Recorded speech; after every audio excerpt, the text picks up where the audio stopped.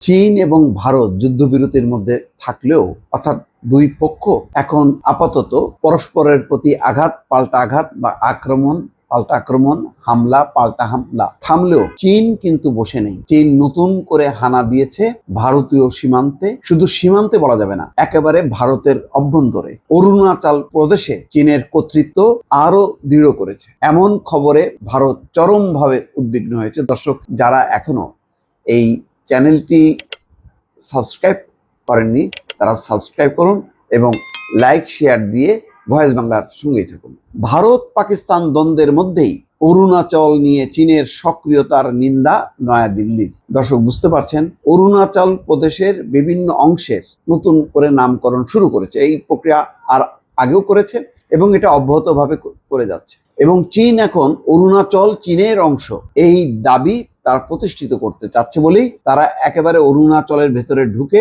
বিভিন্ন অঞ্চলের নাম পরিবর্তন করছে।